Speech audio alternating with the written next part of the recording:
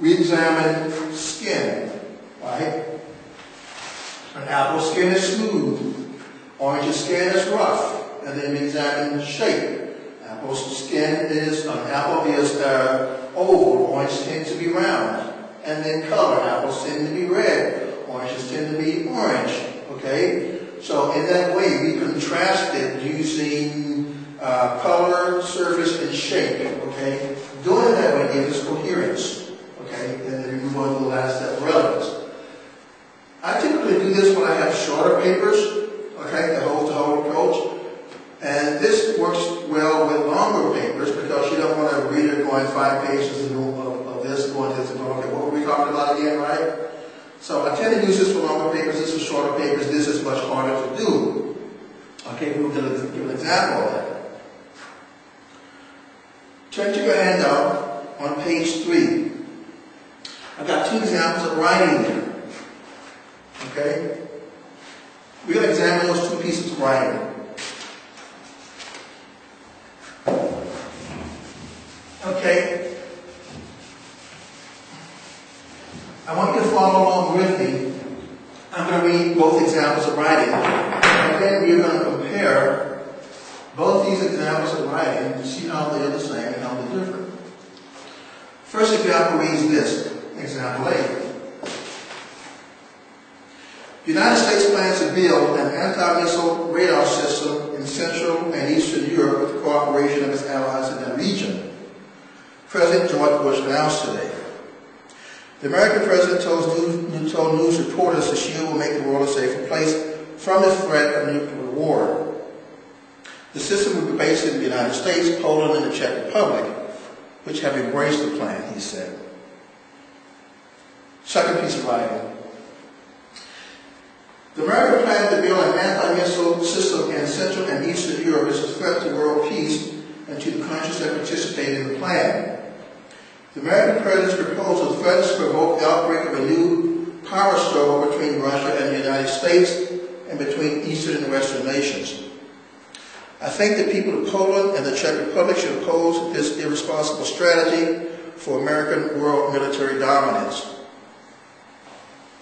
John, give me one similarity or difference between these 2 pieces of writing. Okay. A is in the first person. And A is in the third person. Is that what you said? B is in the first person. Thank you. Okay. Susanna, can you give me another? Okay, they both talk about the radar. Can you give me another? They both mention, I'm sorry, would you say that again? Okay. One mentions Bush, the other does not mention Bush. You're quite correct. The first one mentions U.S. President Bush. The second one never mentions Bush. That's very important because a lot of students make the mistake of thinking memoir or first-person writing is the same as objective third-person writing, and they're not. What this piece does, it attributes everything it says to a person, to a source, in this case, Bush. This piece doesn't, okay? So the only attribution we have is the author. That becomes very important. I'll tell you why in a minute. Give me something else distinguishes these 2 pieces of writing. Let's concentrate on A. Okay? It's full of information. Okay? Right? It seems neutral.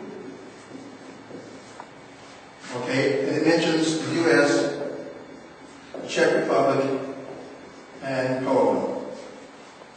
Okay. B. Okay, we said it's not attributed to any other source. All right.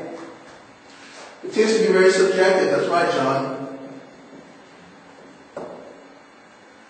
Yeah. Opinionated. O-P-I-N-A. Tends to be very opinionated. Yes. It calls for action. Exactly right. So, you've got a piece the third person. They're both talking about radar. Okay? This one is attributed to the U.S. President Bush. It's very information heavy. All the information is attributed to him. It's very neutral reported and written. It mentions all countries. This piece is very opinionated. It's very subjective. Okay? It calls for action. It's in the first person, not by any means neutral then, right? Very subjective. The difference between these two pieces and this one is a news piece, okay, and this is an editorial. Okay? If you want to write a piece about these, we would simply match up all the ways that are talked about with respect to the first piece of writing and all of the characteristics of the second piece of writing and compare them. I'm not going to do that now because I want to move on to the next example, but you can clearly see that they're two very different pieces of writing. This is hard news reportage, and this is a piece of editorial commentary of some sort, okay? I want to move on to the last example. Suppose we want to write a piece about the Birdie radar. Suppose we want to write something about its advantages and its disadvantages, okay? We're going to do the short, hold the whole piece now in class. It's a piece of in-class writing, and I want you, when you come back to class next week, to do the part-to-part whole, which is going to be longer than about 10 pages from that. So, if we're examining this, what are we examining? We're examining the Birdie radar, advantages and disadvantages. Let's pick 3, okay? What are the main security advantages? Okay, main security, and this is the kind of coherence we're going to get. We're going to give it. Security advantages. Prevents a nuclear strike on the West. What's the major economic advantage? Polish and Czech partners will make millions of dollars in European aid. Okay? And what's the major geopolitical advantage? It strengthens the NATO alliance and protects the European Union. Okay? What about disadvantages? What's the major disadvantage to security? It provokes Russia and China to build new systems and perhaps begins a new kind of arms race. Okay? What is the major economic disadvantage? Well, it's going to cost billions of dollars to deploy. It's going to weaken the U.S. economy and the U.S. dollar. And what affects the U.S. economy and the U.S. dollar affects the whole world, as we see it now. So that's not going to be so good. What's the major geopolitical disadvantage? It negatively affects relationships between Russia and Eastern Europe, particularly Czech and the country Poland. Okay, so that's a big problem, or a potential big problem. Okay, so if you line these up, you can examine all the potentials, all the advantages of A, discuss those, and then all of the disadvantages, rather, of B. Or you can take them like this. Security advantage, security disadvantage. Economic advantage, economic disadvantage. Geopolitical advantage, geopolitical disadvantage. So we would line up A, and look at all the advantages, security, economic, and geopolitical advantages of the system, and then look at all the disadvantages of the system on those same criteria, and we will do all of A and all of B. That's a whole approach, and that's what we're going to do in class right now, 2 pages. When you come to class next week, I want you to bring a 10-page report where I want you to do this. The main security advantage, the disadvantage. The main economic advantage, the disadvantage. The main geopolitical advantage, the main geopolitical disadvantage over 10 pages.